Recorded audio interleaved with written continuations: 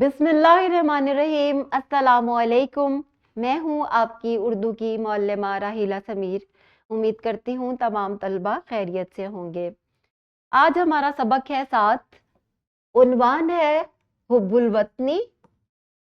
बेलिफ्ट हमारा 33 है। अपनी जमात के मेयार के मुताबिक आम इस्तेमाल में शामिल मुश्किल अल्फाज को पहचान कर समझ सके और जुमलों में इस्तेमाल कर सके।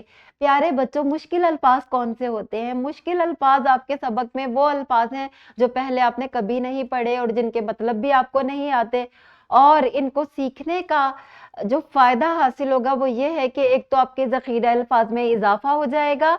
दूसरा जो फायदा आपको हासिल होगा वो ये कि आप अपने जो मज़ामीन लिखेंगे उसमें इसे इस्तेमाल कर सकते हैं, अपने जुमलों में इस्तेमाल कर सकते हैं और बोलने में इस्तेमाल कर सकते हैं। आपकी उर्दू बहुत अच्छी हो जाएगी। तो आज हमारा यही हासिल ताल्लुम है। इससे पहले कि आज का सबक आपको पढ़ाया जाए, तसलसल की सरगर्मी को मुकम्मल कर लें कि हमारा मुल्क कब वजूद में आया। आज का जो हमारा हासिल ताल्लुम है, इस हासिल ताल्लुम को अच्छी तरह से समझने के लिए सबक हुब्बुल वतनी के पहले निस्फ मतन की पढ़ाई की जाएगी। मैं आपको ये पढ़कर सुना रही हूँ और इसमें से मुश्किल अल्फाज को हम खत कशीद करेंगे, उनके माना भी देखेंगे और उनको जुमलों में इस्तेमाल करने का तरीका भी सीखेंगे।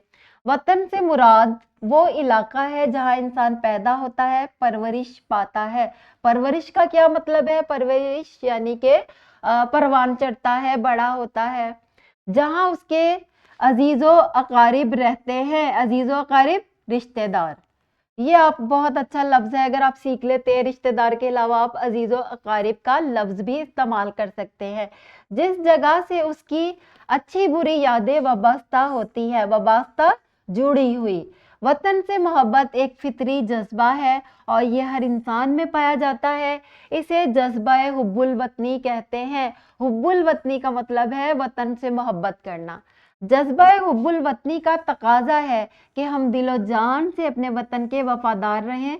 वफादार का मतलब होता है उससे मुखलिस रहें। अपने मुल्क की बनी हुई मसनूआत इस्तेमाल करने में फख्र महसूस करें। मसनूआत क्या होता है? बनी हुई चीजें, जो हमारे अपने मुल्क में कारखाने हैं उनकी बनी हुई चीजें जो है वो मसनूआत कहलाती हैं।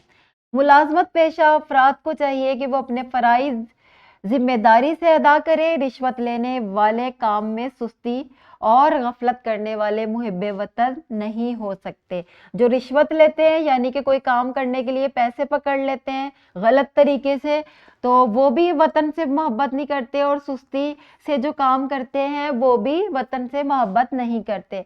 वो लोग जो मुल्की कवानीन का एहतराम करते हैं, टैक्स बाकायदगी से अदा करते हैं। बाकायदगी से यानी कि हर साल जब भी उन पर टैक्स लगता है वो उसे अदा करते हैं, वही हकीकी मानों में वतन से मोहब्बत करते हैं। अब जितने भी इसमें मुश्किल अल्फाज आए हैं उनको सीख कर आप उन्हें जुमलों में इस्तेमाल करें, अपनी रोजमर्रा की गुफ्तगू में बोलें, ताकि आपको उर्दू जो है वो अच्छे तरीके से बोलना भी आ जाए और लिखना भी आ जाए। ये हमारा तदरीसी जांच का आज का सबक है। इसमें से आपने क्या करना है कि मुश्किल अल्फाज को खत कशीद करना है। जैसे वतन महज खित्ता-ए अर्जी का नाम नहीं है। खित्ता-ए अर्जी एक जमीन का टुकड़ा, बल्कि ये इंसान की रूह में पेवस्त जुड़ा हुआ एक मुकद्दस तस्वुर है, मुकद्दस पाक।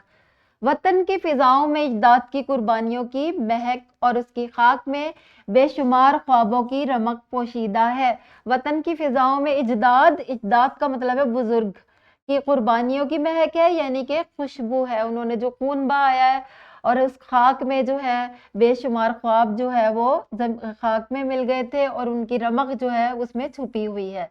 वतन हमें इंसान के शऊर को जिला बख्शता है, यानी कि उसके शऊर को आगाही में इजाफा करता है। ये हमारे मुश्किल अल्फाज हैं, इनको आपने अल्फाज को मायने से मिला देना है, ठीक है। और उम्मीद करती हूँ आज का सबक सब बच्चों को समझ आया होगा, और तदरीसी जांच का ये सवाल जो है ये आपने इसका जवाब लिखना है सबक पढ़कर। اس کے بعد نکھار کا یہ صفحہ ہے، ان سوالات کے جوابات آپ نے گھر جا کر لکھنے ہیں۔ امید کرتی ہوں آج کا سبق سب بچوں کو سمجھ آ گیا ہوگا۔ ملتے ہیں اگلے لیکچر میں، تب تک کے لیے اللہ حافظ۔